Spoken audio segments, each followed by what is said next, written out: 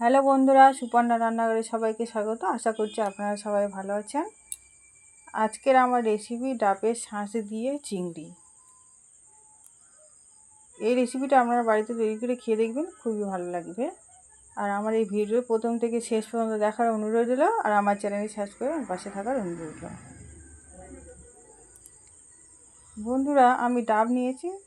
এবার চিংড়িগুলো কেটে ধুয়ে ভালো করে নিয়েছি। তার মধ্যে টক দই দিয়ে দিলাম, একটু নুন দিয়ে দিলাম, একটু হলুদ গুঁড়ো, একটু লঙ্কা গুঁড়ো দিয়ে দিলাম, একটু আদা বাটা আমি এর মধ্যে দিয়ে দিলাম। দিয়ে চিংড়িটা আমি ম্যারিনেট করে নিচ্ছি।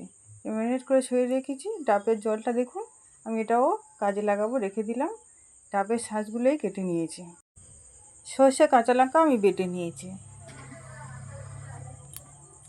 কড়া গরম হয়ে গেছে। এবার কড়ার মধ্যে আমি সর্ষের তেল দিয়ে দিলাম। এখানে শুকনো লঙ্কা আর তেজপাতা আর গরম মশলা দিয়ে আমি ফোড়ন দিলাম। এর মধ্যে ম্যারিনেট করা চিংড়িগুলো আমি দিয়ে দিয়েছি। দিয়ে একটু ভালো করে ভেজে নেব। এর মধ্যে এবার ডাবের শাঁসটা আমি দিয়ে দিলাম।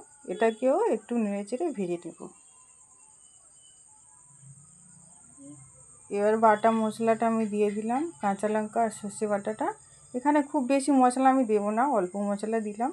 এবার স্বাদ মতো একটু নুন, চিনি, লঙ্কা গুঁড়ো, হলুদ গুঁড়ো আর কাঁচা লঙ্কাটা আমি দিয়ে একটু নেড়েচেড়ে নিচ্ছি।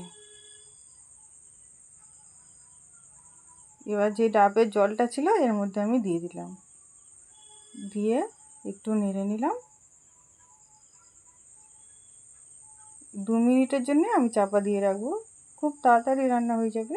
দেখুন বন্ধুরা, আমার রান্না হয়ে গেছে। আমি এবারে ঢেলে নেব।